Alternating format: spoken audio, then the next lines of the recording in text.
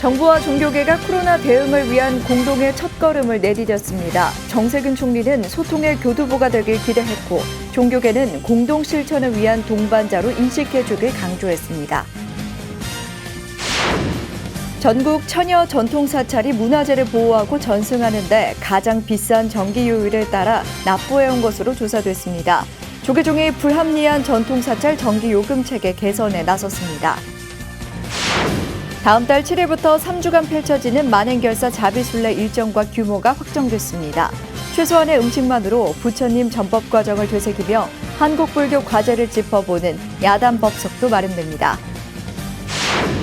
불교문화사업단이 전국 템플스테이 사찰과 인근의 관광지를 코스로 엮어 소개하는 공모전을 진행했습니다. 불국사 템플스테이와 황리단길을 연계한 코스가 1등의 영예를 안았습니다. 뉴스인뉴스에서는 영화 카일라스 가는 길을 만든 정현민 감독을 만났습니다. 84세 어머니와 수미산을 순례한 계기와 다큐멘터리로 제작한 이유, 앞으로의 계획을 들어봤습니다. 여러분 안녕하십니까? 9월 25일 금요일 BTN 뉴스 시작합니다. 정부와 종교계가 코로나19 대응을 위한 공동의 첫걸음을 내디뎠습니다. 정세균 총리는 정부와 종교계가 소통하는 교두보가 되길 기대했고 종교계는 공동의 실천을 위한 동반자로 인식해주길 강조했습니다. 첫 소식 하경목 기자입니다. 정부와 종교계가 코로나19의 공동 대응을 논의하는 협의회가 어제 삼청동 국무총리 공관에서 첫 회의를 개최했습니다. 정세균 국무총리의 주재로 열린 모교 대화를 통해 개최된 제1차 정부 종교계 코로나19 대응 협의회는 조계종 총무원장 원행 스님을 비롯해 천주교 주교회의 의장 김희중 대주교 등 7대 종교계 대표와 박양우 문체부 장관과 박능우 보건복지부 장관 등 정부 관계자가 참석한 가운데 유튜브를 통해 실시간으로 방송됐습니다. 정세균 국무총리는 여러 어려움을 감내하고 방역에 협조해준 각 종교계의 감사 인사로 회의를 시작했습니다. 정 총리는 광복절 이후 재확산된 코로나19가 약화되고 있지만 아직은 안심하긴 이르다며 코로나19의 장기화로 코로나 우울과 분노를 호소하는 국민들을 위해 종교계의 정신적 방역을 요청했습니다.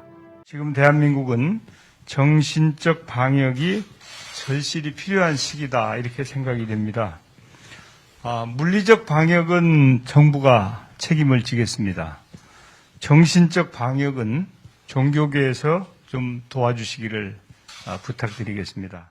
또 정 총리는 일상을 뒤덮고 있는 코로나19의 위기를 슬기롭게 극복하기 위해 종교계 지도자의 고견을 듣겠다며 정부와 종교계가 함께 코로나에 대응하는 첫걸음이자 소통의 교두보가 되길 기대했습니다.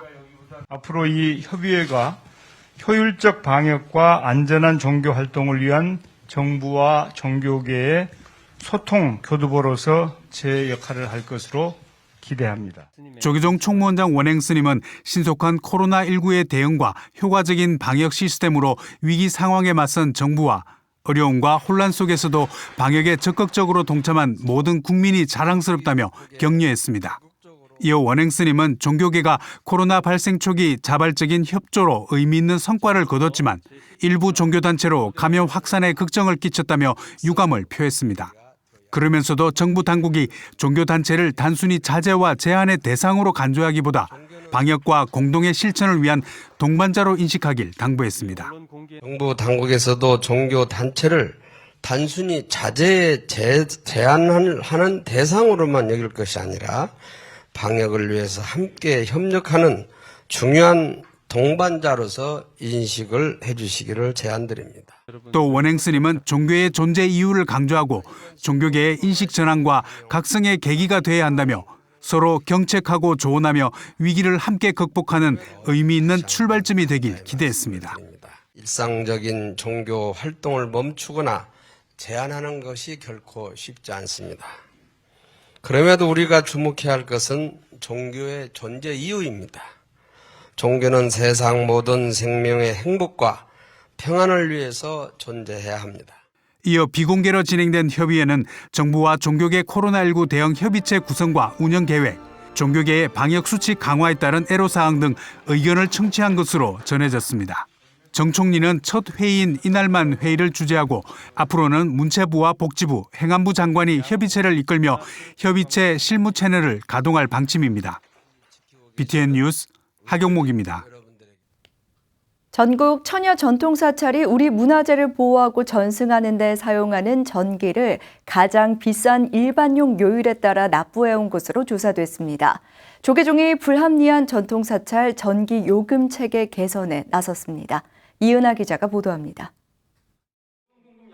조계종 기획실이 전국 주요 전통사찰 81곳을 대상으로 연간 전기요금 납부 현황을 조사해 발표했습니다. 조사에 따르면 주요 전통사찰의 연간 전기요금은 본사의 경우 평균 1억 9,340여만 원, 말사는 5,840여만 원이었습니다. 이 가운데 본사는 73.7%인 1억 4,200여만 원, 말사는 좀 더 높은 79.9%, 4,660여만 원을 일반용 전기 요율에 따라 요금을 납부한 것으로 나타났습니다. 조계종은 교구본사 주지협의회를 비롯해 주요 사찰의 지속적인 문제 제기에 따라 전기요금 현황을 조사하고 불합리하게 적용되고 있는 전통사찰 전기요금 체계 개선에 적극 나서기로 했습니다. 국가법령인 이 전통사찰의 보존 및 지원에 관한 법률에 의거해서 지정된 사찰임에도 불구하고 지금 전기요금 체계가 저희들이 판단하기엔 조금 불합리하게 체계가 좀 구성이 되어 있고 요금 체계가 좀 적용이 되고 있어서 이 부분을 좀 개정을 하는 것이 좀 필요하겠다 좀 판단을 좀 했습니다. 특히 정각은 물론 한국 문화를 세계에 알리는 템플스테이 체험관을 비롯해 공용시설인 화장실, 공양감과 매표소까지 경내 시설 대부분이 6개 전기요율 가운데 가장 비싼 일반용으로 적용되고 있었습니다. 그나마 17개 사찰의 성보박물관이 교육용 전기요율을 적용받고 있었으며 산업과 농업에 따른 요율 적용은 오수처리와 급수시설 등 1, 2% 내외로 미미했습니다. 이에 따라 조계종은 기본 공급약관을 개정해 전통사찰의 공익적 가치를 감안한 할인 특례 적용, 전통사찰과 문화재를 보호 관리하는 시설로 교육용 전기 요율을 적용하는 3개 방안을 마련해 관련 부처와 협의에 들어갔습니다. 전통사찰에 적용되는 전기요금 체계의 문제나 그리고 개선 방안들에 대해서는 저희가 일단 제안을 좀 해놓은 상태이고요. 지금 문화체육관광부에서는 관련된 내용들을 좀 검토를 좀 진행하는 것으로 좀 알고 있습니다. 조계종은 전통사찰 또는 문화재용 전기요율 신설을 가장 우선적으로 고려하고 있지만 전기요금 종별 체계를 개정하기 위해서는 산업자원부와 기획재정부, 한국전력공사 등의 심의와 의결을 거쳐야 해 다소 까다롭고 번거롭다는 의견이 있어 교육용 전기요율 적용을 가장 빠르고 효과적인 방안으로 보고 있습니다. 교육용 전기요율이 적용될 경우 사찰별 연간 평균 7,400만 원인 일반 전기료의 20%, 1,400만 원에서 1,500만 원 정도가 절감될 것으로 기대됩니다. 가장 먼저 방역에 나서며 전국 사찰이 그 어느 때보다 경제적 어려움을 겪고 있는 가운데 민족문화유산을 보존하고 계승해온 전국 처녀 전통사찰이 불합리하게 받아온 전기요율 개선으로 숨통을 틀 수 있을지 관심이 모이고 있습니다. BTN 뉴스 이은하입니다. 다음 달 7일부터 3주간 펼쳐지는 만행결사 자비순례 일정과 규모가 최종 확정됐습니다. 최소한의 음식만으로 부처님 전법 과정을 되새기며 한국 불교의 과제까지 짚어보는 야단법석도 마련됩니다. 윤호섭 기자가 취재했습니다. 국난 극복과 국태민안, 한국불교 중흥을 발언하며 다음 달 7일부터 3주간 펼쳐지는 만행결사 자비순례, 팔공총림 대구 동화사에서 서울 봉은사까지 21일간 500km의 도보순례가 진행되는 이번 자비순례에는 총 92명이 참가합니다.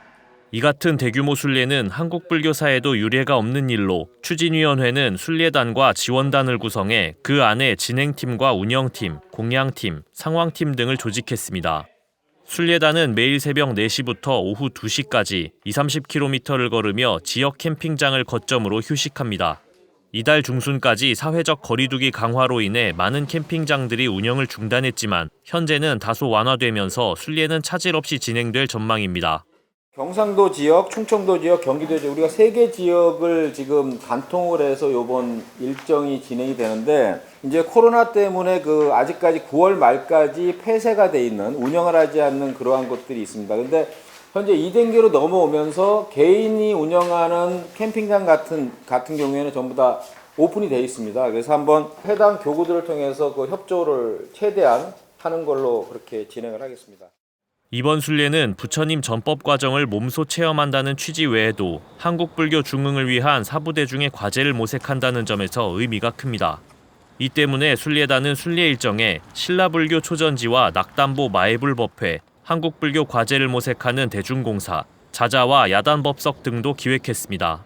상월선원 천막결사와 만행결사의 시대적 의미를 짚어보고 한국불교는 어떤 방향으로 나아가야 하는지도 전문가들과 견해를 나눌 것으로 보입니다.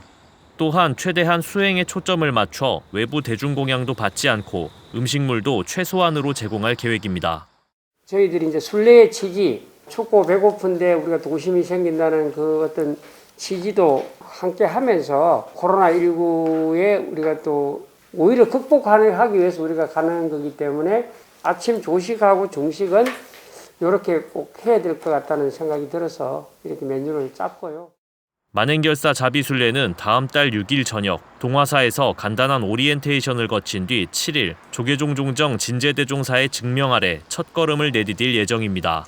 BTN 뉴스 윤호섭입니다. 한국불교문화사업단이 전국 템플스테이 사찰과 인근의 관광지를 하나의 코스로 엮어 소개하는 공모전을 진행했는데요.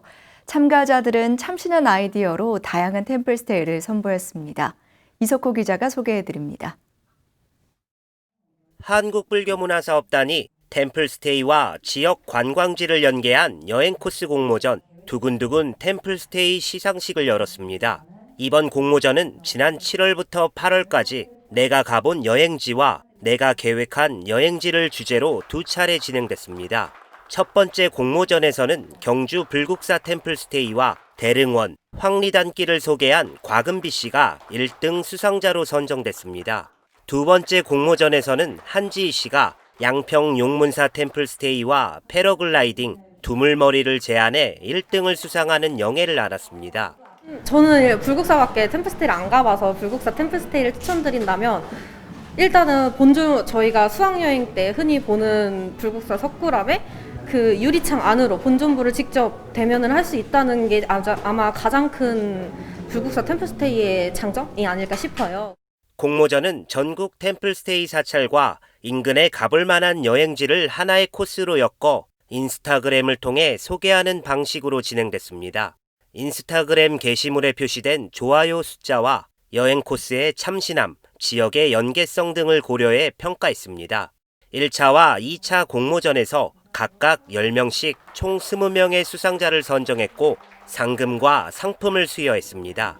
참가자들은 서울 봉은사 템플스테이와 신사동 가로수길, 부안 내소사 템플스테이와 내변산 국립공원 등을 연결한 다양한 여행 코스를 선보였습니다.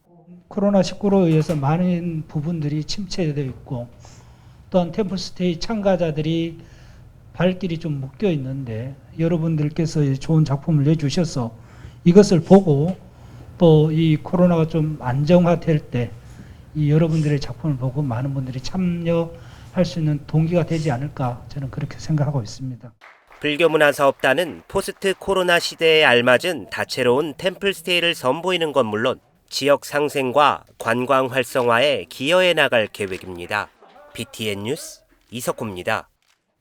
전라도 사찰들이 코로나19 확산 방지를 위해 축제를 취소하고 방역에 총력을 기울이고 있습니다. 취소된 주요 축제들을 김민수 기자가 정리했습니다. 백제불교의 최초 도래지로 알려진 영광 불갑사 입구에 꽃으로 레드카펫이 깔렸습니다. 빨간 왕관을 쓴 것처럼 화려한 꽃망울을 터뜨리는 상사와 꽃무릇입니다. 꽃이 지고 나면 그때서야 잎이 돋아나는 특성 때문에 잎과 꽃이 서로 만나지 못해 이룰 수 없는 사랑에 곧잘 비유됩니다. 예전 같으면 이곳 불갑사에는 흥겨운 무대가 더해져 관광객들로 가득 찼을 터지만 올해는 코로나19로 상사화 축제를 취소하고 관광객들의 출입을 최대한 자제시키고 있습니다. 해마다 오는데 올해는 상상화 축제가 취소돼가지고 조금은 아쉽지만 꽃이 너무 좋고 화려해서 좋네요. 남도의 꽃무릇 군락지로 둘째가라면 서러울 고창 선운사입니다. 사찰 입구에서부터 빨간 꽃들이 길을 따라 예쁘게 펴서 산책에 나선 방문객들은 아름다운 꽃들을 카메라에 담느라 분주합니다. 이때가 되면 선운사도 방문객들에게 산사의 정취를 만끽할 수 있도록 선운문화제를 열고 지역 관광 활성화에 앞장서 왔지만 올해는 코로나19로 취소했습니다. 음악을 통해 마음을 치유하는 우리나라 대표 영성음악제인 구례화엄사의 화엄음악제도 최근 취소를 결정했습니다. 14년 동안 세계적인 아티스트들이 대한민국의 작은 도시 구례에 초대돼 세계에 그 명성을 알린 국제적인 음악제지만 코로나19와 얼마 전 발생한 수해로 결국 취소를 결정했습니다. 아기 단풍으로 유명한 장성 백양사의 단풍축제도 취소한 상태고 올해 서산대사 탄신 500주년을 맞는 해남 대흥사의 서산대제 축예제양도 취소 또는 축소할 예정입니다. 대부분의 축제는 취소했지만 대한민국의 안녕을 기원하는 강진무이사의 수륙대제와 지난 수해로 목숨을 잃은 동물과 가축을 천도하는 구례 사성암의 합동천도제는 철저한 방역 대책을 마련해 내일 오전 각각 봉행할 예정입니다. BTN 뉴스 김민수입니다.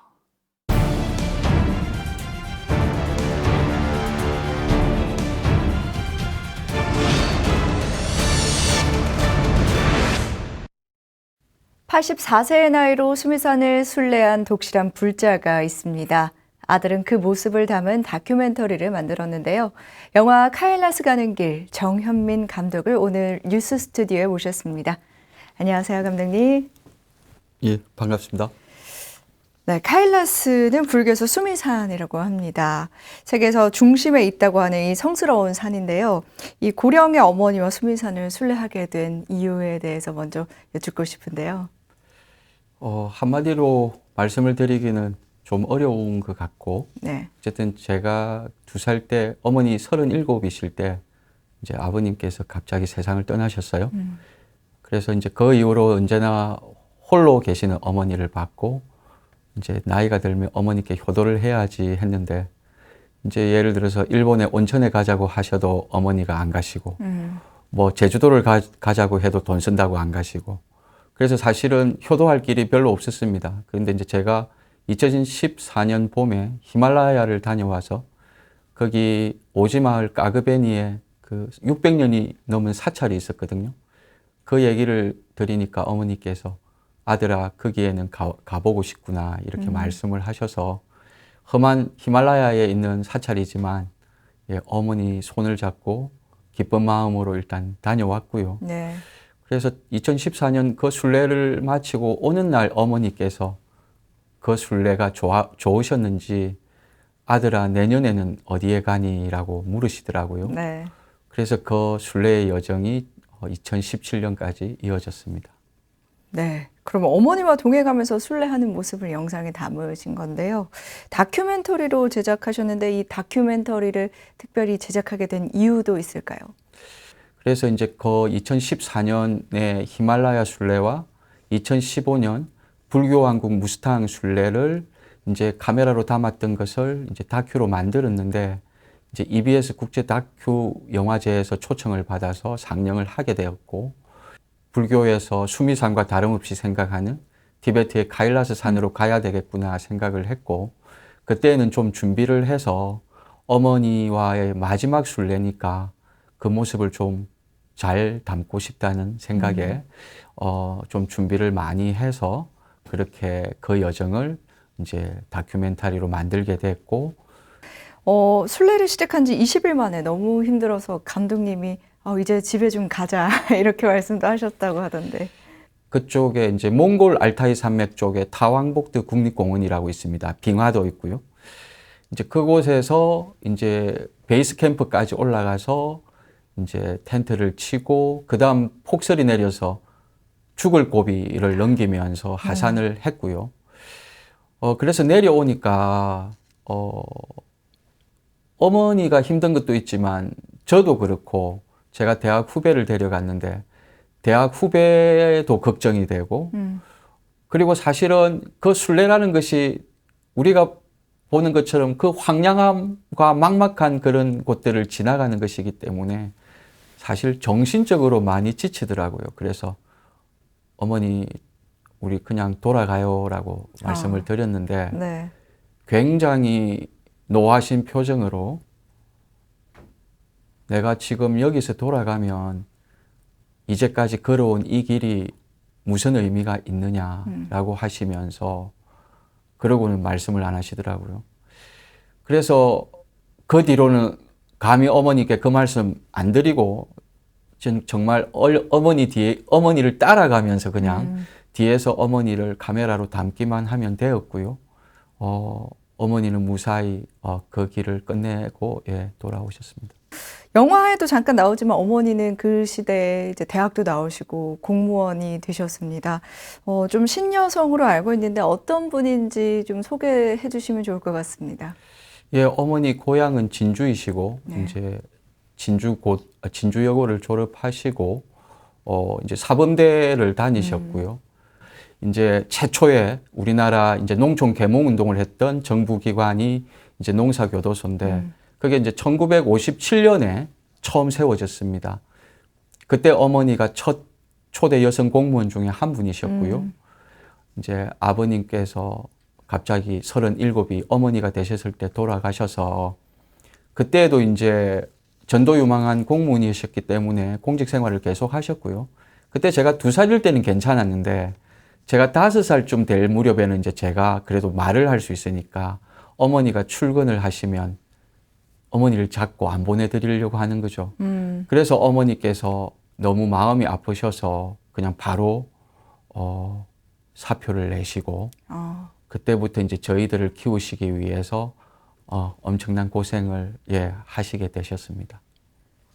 이렇게 농촌 계몽운동을 하시던 공무원으로서 일을 하신 건데 어머니의 마지막 소원이 부처님 깨달음의 성지인 인도 부다가야의 빈민층에게 쌀을 나눠주고 또 담요를 나눠주는 것이라고 들었습니다.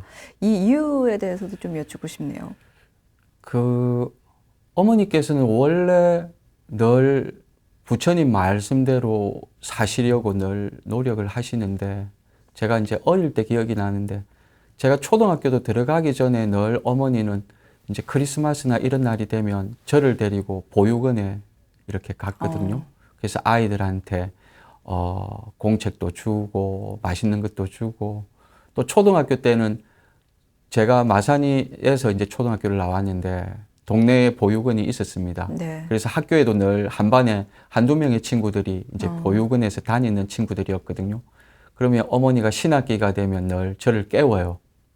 그러면은 학용품 꾸러미를 2개를 주십니다. 그래서 보육원 친구들 책상 서랍에 미리 제일 먼저 가서 넣어두라고. 이제 순례를 가면서 저희 동네에 선생님 한 분이 계시는데 이제 티베트 불교의 그 까규파의 존자님께서 쓰신 책을 이제 선물로 받았는데 어머니께서 그 순례길에서 그 책을 보시는데 그 존자님께서 부다가야에 가장 가난한 사람들이 많다. 누구든 불자는 그곳에 가서 그 사람들을 도와야 된다는 말씀을 읽고 돌아가시기 전에 그곳에 가서 그분들께 쌀과 담요를 이제 사 드리는 게 소원이시고 그래서 노령연금을 한 푼도 남김없이 저축하고 계십니다. 네, 영화 카일러스 가는 길 참 많은 호평을 받고 있습니다. 그래서 감독님의 앞으로의 계획도 참 궁금한데요. 혹시 어떤 계획이 있으신가요? 일단은 제가 그 문화 인류학을 공부했고 실제로 지금도 경북대학교 고고인류학과에서 강의를 하고 있습니다. 그래서 그 문화 인류학적인 이제 그런 것과 관련해서 지금 현재 알래스카에서 북미 선주민에 관한, 즉 북미 원주민에 관한 다큐를 만들고 있고요.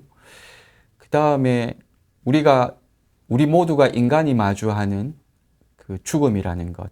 그래서 우리는 생의 마지막을 어떻게 보낼 것인가의 문제. 그래서 어머니의 마지막 시간들을 기록하면서 소멸해 가는 당신을 위하여라는 그런 프로젝트를 향후 어머님의 마지막 그 시간들을 담게 될 것 같습니다. 요즘 코로나19로 지친 분들 참 많습니다. 다큐멘터리 영화 카일러스 가는 길 보면서 신심도 다지고 또 아름다운 영상으로 직접 여행 가는 그런 기분도 느꼈으면 하는 바람입니다. 오늘 말씀 감사합니다. 네, 감사합니다. 금요일 7시 BTN 뉴스를 마칩니다. 함께해 주신 여러분 고맙습니다.